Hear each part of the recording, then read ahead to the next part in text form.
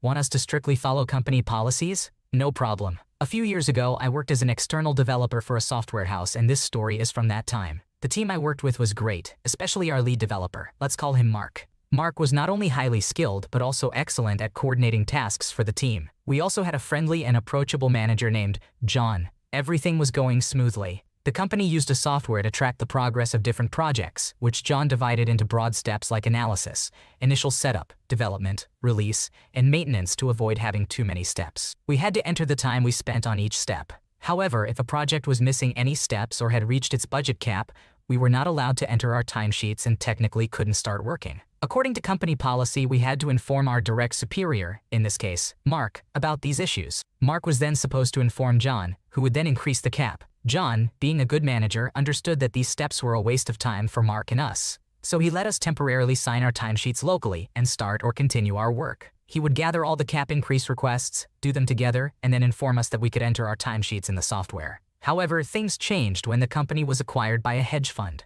Suddenly, there were many new middle managers, and John was moved to a higher position in a different department. Enter Phil, our new manager. Phil tried to present himself as someone open to everyone's requests, but it quickly became clear that he was more of a stickler for company policies. Perhaps he wanted to please his ego or higher-ups. First, Phil completely changed the organization of projects to better track progress. Now, every task and even small changes had their own step and budget cap. Remember, if the step was not in the software, we couldn't start working on it. He also made it mandatory for us to input our daily timesheets no later than the following day to make us more responsible for tracking project progress. This would have been fine if the project budgets hadn't been drastically reduced. Basically, we reached the caps halfway through our development and couldn't enter any more timesheets. When we asked Phil to create steps or raise the caps like we used to with John, he redirected us to Mark, claiming it was company policy and the proper chain of command. This made Mark's job a living hell, as he had to spend half a day asking Phil to create project steps or raise caps. We knew we were putting Mark in a tough spot, and he knew we had no other option. Although he tried to talk to Phil about easing these policies, he wasn't successful. At the end of the month, everyone was behind with timesheet input, and some tasks hadn't even started. Phil gathered our team, and other teams, and blamed us for taking too much time and said it was unacceptable.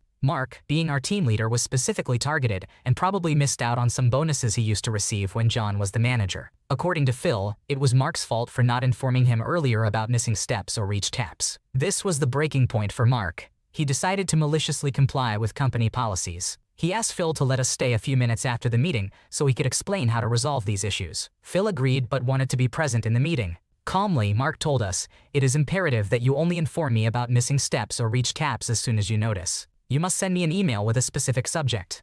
I will then inform Phil. Only email requests will be accepted." He emphasized that the email had to follow a specific format like Project X, Step Y, missing, or Project X, Step Y, cap reached. With each reminder, he gave us a look that said, "Just trust me and do as I say." We followed Mark's instructions, and soon we understood why he was so confident. After a few days, an angry Phil stormed into our room, yelling at Mark and saying that an urgent meeting with higher-ups was scheduled in a few minutes. Mark went to the meeting, and after about half an hour, he returned with a satisfied smile on his face, followed by a defeated Phil. Later, Mark told us that he had set up a forwarding rule in his mailbox. This rule forwarded every email with subjects that matched the patterns above to Phil, with a predefined text like, "Dear Phil, I would like to inform you that the team brought to my attention the fact that Project X is missing Step I," or something similar. In those few days, Mark flooded Phil's mailbox with our requests. Phil probably hoped that the meeting would turn in his favor, but the higher-ups stated that no company policy had been violated. Mark wasn't spamming. All the emails were legitimate and work-related. It was Phil's responsibility to manage the situation appropriately.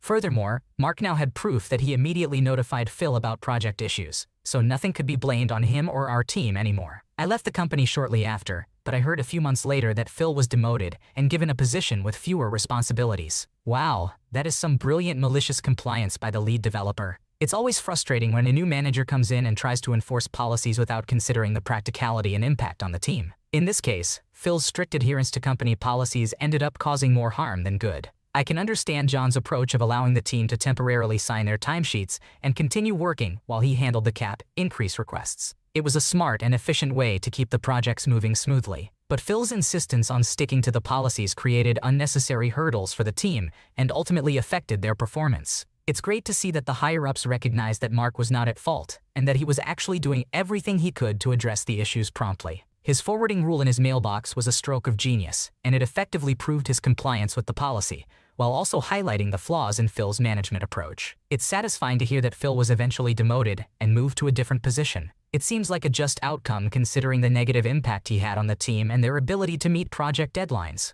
Overall, this malicious compliance story is a testament to the importance of understanding and adapting policies to fit the specific needs and dynamics of a team. Sometimes, strict adherence to rules can do more harm than good, and it's crucial for managers to be open to feedback and flexible in their approach. Am I the antagonist for telling my mom her husband went to his family to pressure me into asking him to be father of the bride for my wedding? When I got engaged, I, 24 female, asked my mom if she would walk me down the aisle and have a mother-daughter dance during my reception. She enthusiastically said yes. We told my stepdad, and he said he was happy for my mom. He and my mom started dating when I was 6, he moved in when I was 9, and they got married when I was 10. When mom first started dating him, she sat me down and told me he wasn't ever going to replace dad. She assured me that if he ever pressured me to do something I was uncomfortable with, like call him dad, I could tell her, and she would handle it. She made it clear that our relationship didn't have to fit anyone else's mold, and she reminded me of this again when he moved in and when they got married. She also asked for my feelings on things every step of the way. I liked my stepdad and cared about him, so it was easy to agree to him moving in and to their marriage. I never called him dad or really thought of him as a father figure. He was something different, but I'm not sure I would have a word to describe it. But we got along great. It just wasn't the same as my relationship with mom. I always dreamed of mom walking me down the aisle and dancing with me at my wedding. She was always there for me, putting me first, and we were our own team. But she also loved my stepdad and never let him be just a piece of history I knew nothing about. I always appreciated that and her efforts to keep me involved in his family, or at least the good parts, haha. A few weeks ago, my stepdad's parents texted me with a strange comment about fathers of the bride needing extra details for their wedding suits. It came out of nowhere, and I didn't reply because I honestly had no idea what they were talking about. A few days later, I saw them, and they asked why my stepdad wasn't at the rehearsal for our father-daughter dance. I told them there was nothing to rehearse because mom was dancing with me. I said my stepdad and I would dance at a different point during the day. They insisted that father of the bride is the dance, not mother of the bride. I told them he wasn't going to have that traditional role. Another day they brought it up again, and I asked why they kept mentioning it. They said I should be ashamed and that I had humiliated my stepdad. They claimed that he was so upset that he went to them. I spoke to my stepdad, and he confirmed that he went to his parents hoping I would realize my mistake.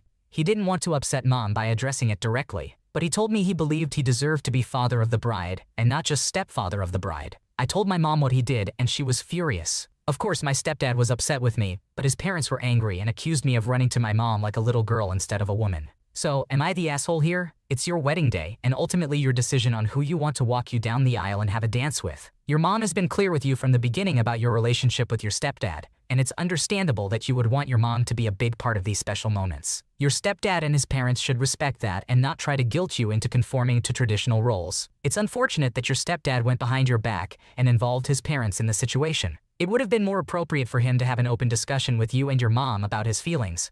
Will, if you are quoting company rules, I'll follow them exactly. This was done by an ex-colleague. Well, this happened a few years ago when I was working as a techno manager in an Indian startup firm. It was a small firm with less than 50 employees, and there were 2 founders. Let's call them Vicky and Joel. Vicky had worked a short time in a multinational corporation, but was not able to stand authority and had to resign, whereas Joel had no real work experience. Vicky managed the place like a king, showing tantrums, anger, etc. Joel was simply a yes man to Vicky. Now we had an HR lady who was okay-ish with the older employees and strict with the newer ones. As for me, I was not that good technically compared to my colleagues, but was good at people management. Also, I was one of the longest-serving employees too. I was friendly with most of the employees, especially the new ones. This was due to the fact that I knew it was not easy to work with the founders, and I wanted the show to continue as it was my first company too. So a new joiner named Bob joins, and after 6 months, he is assigned to a project. Because of the time zone difference, he worked until 4-5 a.m., and the client was happy with him. Since he was sleeping late, this guy always reported at nearly 11:30 a.m. in the office. Out of the blue, the founder calls me in HR and asks why Bob is late to the office and said he has to be in the office by 10:00 like the other guys. By the way, forgot to mention Vicky and Joel came into the office only once in a while, and it was pre-corona times, but since they are founders, let's ignore that. The HR lady took the responsibility of asking Bob about that. At this point, since the HR lady is not aware of Bob's working hours, I interrupted and told her that he's leaving the office only at 2-4 a.m., and it's kind of unfair to ask him to come early. Vicky cut me off and says, no, he has to follow rules, and this is the basic etiquette when working in this office. I said, okay. The HR lady calls Bob into her office and questions him about the timings, to which Bob says, okay ma'am, I will comply. Now Bob and I have a good rapport, and he comes directly to me and tells me what happened with the HR. Then I ask him, "What are you going to do?" To which he says, "I will ask for clarification via email and then will comply." I understood where it's going and give him the best of luck, trying hard to contain my laughter. After 10 minutes, the HR comes to me with her laptop in panic and shows me the email which Bob has sent. He has CC'd the founders, the client head he's reporting to, and has written something like this. "Hi client head name, this is to inform you that, as per the request from my office to comply with the office timings, from tomorrow onwards, my work timings would be 10 a.m. to 7 p.m., i.e., 10:30 p.m. to 7:30 a.m. Chicago time. I request you to change your meeting times to the times when I am available, and if there are any inconveniences, please contact HR, Vicky, or Joel. Thanks, Bob." I asked the HR if this was mentioned in the offer letter, and she nods yes. Then I tell her to take the matter to Vicky. In Vicky's room, since he's a narcissist guy, he scolds the HR for not mentioning this in the offer letter. Then he asks her to correct this. She goes to Bob and asks for a correction, to which Bob firmly says no way. The HR lady, being stupid, tells Bob that she told this because Vicky asked her to, and Bob still stands firm and asks the HR if Vicky said it. Then ask Vicky to formally reply in the mail thread, asking to revert to his old timings. Bob also says that he is not going to get back to the old timings unless Vicky emails, and they have approximately 4 hours to do so before the client reacts. The HR comes to me for help, and we go together to Vicky's room and brief him.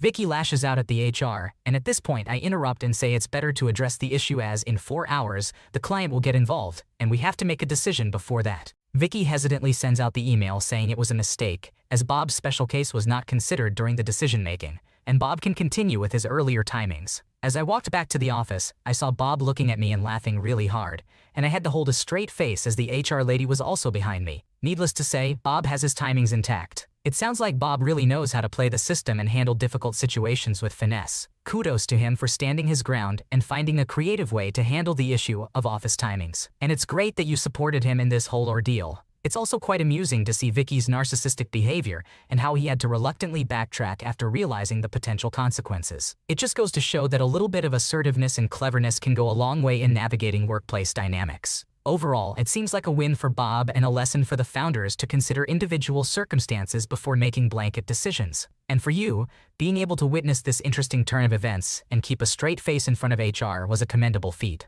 Good job! My daughter's father wants to use her as therapy for his wife. I am a 33-year-old woman, and I want to preface this by saying that the father of my 6-year-old daughter, who is 37 years old, was never my romantic partner. I will refer to him as Jeff. We had a one-night stand, and I don't like it when people refer to him as my ex because it implies that we had some emotional attachment, which we did not. After I told him I was pregnant, he was not involved and actually wanted me to terminate the pregnancy. However, I decided to raise my child alone since I have enough money to support her without child support. During the entire pregnancy and the first 4 years of my daughter's life, Jeff was not in the picture. Based on my mother's recommendation, I did send him pictures and invited him to special events, but he always expressed no interest in my daughter. 2 years ago, he suddenly reappeared and started demanding parental rights. When I didn't comply with his demands, he sued me. However, the court ruled against him and denied him parental rights. They offered him the option to pay child support and then potentially revisit the issue of granting him rights, but he refused. Despite having more money than me, he chose not to contribute financially. I still offered him the opportunity to see my daughter casually, without any need for child support, under the condition that he would not be involved in any legal, medical, or educational matters. However, he crossed boundaries, which led to a falling out between us. After that, we didn't hear from him for almost 6 weeks until he called to meet for Christmas. After a lot of discussion, I agreed to bring my daughter over, but only if her godparents could come along. We had Christmas dinner together, and that's when I found out that Jeff is married and had never informed his family about the existence of his child. It was quite uncomfortable to be judged by a group of strangers. Throughout the evening, his wife kept referring to my daughter using a different name, similar but not the same as her actual name. She also tried to physically interact with my daughter and parent her. I constantly intervened and asked her to let me handle my child. Despite my efforts, she largely ignored me, but my daughter didn't seem nervous, so I decided to wait it out. However, I reached my breaking point when my daughter said she needed to use the bathroom and this stranger said, "Oh Gaby, do you need to use the potty? Let mommy take care of you." My daughter hasn't worn diapers for a while now and is perfectly capable of going to the bathroom alone. Immediately, I told her to stay away from my daughter and that we were leaving. The woman began wailing, accusing me of kidnapping her baby girl and tried to attack me. Thankfully, some family members intervened and held her back, consoling her as if she was the victim. At that point, I glared at Jeff and demanded an explanation, warning him that I would call the police if necessary. He suggested we talk privately in another room and that I could leave my daughter with his parents, which was absolutely out of the question. Despite his wife having a complete meltdown, the godparents decided to take my daughter with them.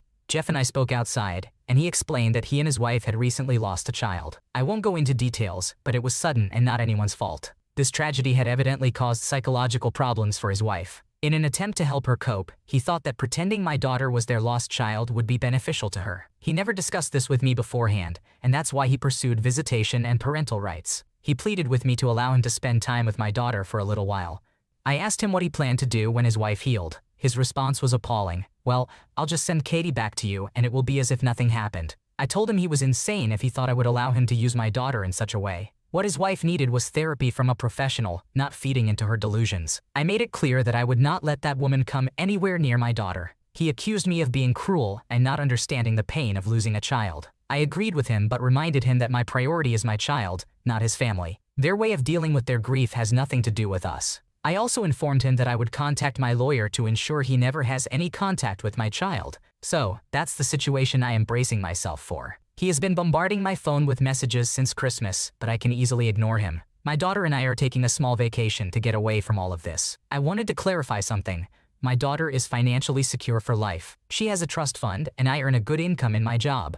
If she were 18 right now, I could put her through college without her needing to take out a loan. She doesn't need child support to maintain a good quality of life. If I could receive child support and be free from the worry of her father's actions, I would sue him without hesitation. However, after consulting with a lawyer and considering the risks, I have made the decision that child support or possible inheritance is not worth compromising my child's safety. Safety always comes first. It's clear that you have been working hard to provide a stable and loving environment for your daughter despite his absence. I can understand why you are prioritizing your daughter's safety above all else, especially given the shocking revelation about his intentions regarding her. It's unfortunate that Jeff and his wife are dealing with the unimaginable pain of losing a child, but using your daughter as a replacement is neither healthy nor fair to her. Therapy and professional help are crucial in such situations, and it's good that you recognize that. I commend you for making the decision to seek legal action and push for a restraining order. It's essential to protect your daughter and ensure her safety. Moving might also be a prudent long-term plan to consider, as it can provide an added layer of security. I know that this must be an incredibly challenging time for you, and I hope that you find the support and guidance you need. Prioritizing your daughter's well-being and safety is commendable, and I believe that you will continue to make the best decisions for her. Stay strong and take care of yourself and your daughter during this difficult period. Work tried to punish me. It backfired. Back in around 2006-2008, I worked as a tax associate at a well-known tax service in North America. To be hired, I had to take a class that taught me how to do taxes and determined my eligibility. I performed very well in the class and was hired. As a newbie, I moved around from office to office, always being the first to be called to cover shifts. After my successful first season, I was invited back for the next year and was given the class for free. The reason the class is necessary every year is because tax rules change annually, and we need to stay up to date. Soon after finishing the class, which I aced, I was approached by the district manager. She wanted to open a seasonal office in a Walmart located 50 kilometers outside of the city where I worked. She asked me to be the primary associate there because I had done well the previous year, aced the class, had a background in security, and lived closer to the Walmart than anyone else on staff. While I wouldn't be a manager, I would be the only full-time associate, responsible for opening and closing the office nearly every day, and often being the only one there. Essentially, it would be my responsibility to take care of this office. There were even hints that this opportunity could lead to advancement within the company. I was thrilled about the chance. Initially, everything went great. The Walmart staff, as well as the customers, liked me, and my boss was happy with my work. I efficiently served numerous customers, and only a very small fraction had to leave because of wait times, out of the few hundred who approached my temporary office near the produce section. About 2 months in, right before the tax season became particularly busy, I had a weekend that I had booked off long before I was hired. I was planning to visit my family in another province. Although the schedule accurately reflected that I wouldn't be available, I received 3 messages on my answering machine when I returned home on Monday evening. Smartphones were not yet prevalent, and I still don't own one, which I take pride in. Message 1, Saturday morning around 7 a.m. Hi Vinayha, I'm sorry to inform you, but we need you to work today. Employee X, who was scheduled to replace you, had a car breakdown. Message 2, Saturday afternoon around 2 p.m. I'm extremely disappointed in you for not responding to me and not showing up. I will be making some changes. Message 3, Monday morning around 9 a.m. "Hi Vinaya, this is Scheduler. Your hours for this week have changed. Please call me as soon as you get this." At that point, I had enough life experience to know I wouldn't beg and apologize for my job due to someone else's mistakes and their petty and mean behavior. So I called the scheduler, who informed me that I was suspended for a week and instructed me to contact my boss after the week was over to get back on the schedule. The scheduler mentioned that my boss was attempting to put me in my place and teach me how to be a good manager. The scheduler seemed uncomfortable discussing all this but was merely following instructions. She acknowledged that they did need me, but advised me to call my boss after the week of suspension. I agreed to the terms but didn't actually make the call. I was furious and didn't think it was fair for me to be put in my place. Instead, I called some of the customers I had been working with and explained that I was no longer employed there. Surprisingly, they chose to keep me as their tax specialist regardless. This decision wasn't meant as revenge, even though it may seem that way. The truth is that the company wouldn't make much profit from having someone else do their taxes, and I valued the customer relationships. I like to follow through with what I start. The real revenge was accepting my suspension.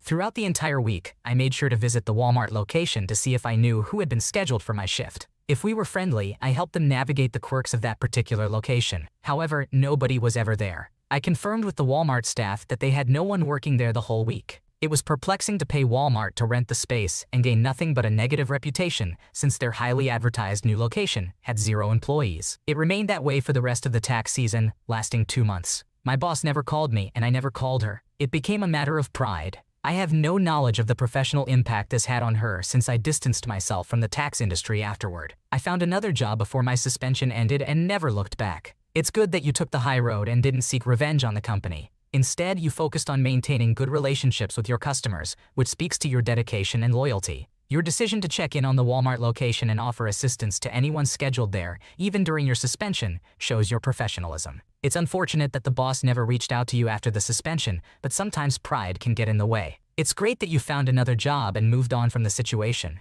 It's clear that you had the skills and dedication needed for the role, and it's their loss for not utilizing your talents effectively. Overall, it's important to work in an environment where you feel valued, respected, and supported. Hopefully, your new job provides you with a better experience. Am I the antagonist for letting my baby cry when she was hungry because we were stuck in traffic? My husband and I were on a recent road trip with our 2 children under the age of 2. We drove through a winter storm during the first few hours of our drive on the second day. The storm created icy road conditions, periods of poor visibility, and eventually an accident that led to us sitting in stop and go traffic for quite some time. My husband has done a lot of driving in his life, but it makes me nervous because he's a distracted driver and uses his phone while driving. This means sometimes I see things up ahead before he does and he hits the brakes harder or more suddenly than if he hadn't been distracted. While we were sitting in traffic, both children started crying. This is typical for sitting in traffic. They're happier in the car while we're moving. It was also about the time that our 4-month-old should be starting to get hungry. I started trying to entertain the children to keep them happy. My husband mentioned a couple times that I should just take our youngest out of her car seat and feed her. We were only going a few miles per hour in stop-and-go traffic on an icy road surrounded by semi-trucks. There was an exit coming up that would take about 10 minutes to get to, and I decided I'd wait until we could get off the freeway and pull over. By the time we got to the exit, traffic had started to pick up again. We were going 40 miles per hour, and our youngest wasn't crying anymore, so my husband kept driving. A few minutes later, we were in stop and go again and she was crying again. He ended up angrily pulling over and feeding her himself. At that point, he wouldn't let me, and I was worried if I was feeding her, he'd keep driving again anyway. He maintains that I was being psycho and neglectful for not wanting to get her out of her car seat when we were driving as fast as I can walk while she was clearly hungry. I feel that traffic can pick back up unexpectedly, and we were in conditions that didn't feel safe, even if we were going so slowly. Am I the asshole for not getting my daughter out of her seat and stop and go traffic to feed her when she was clearly hungry? It's understandable that you were concerned about your safety and the safety of your child in such icy road conditions, especially with distracted driving. It's always better to prioritize safety over immediate needs, and waiting until you could pull over to feed your baby was the responsible choice. Your husband's reaction and name-calling were uncalled for. It's also great that you're considering taking steps to address his distracted driving in the future. Thanks for watching. When you subscribe, make sure to hit the bell to turn on notifications so you never miss a video. To finish listening to all the stories, check out the playlist in the description.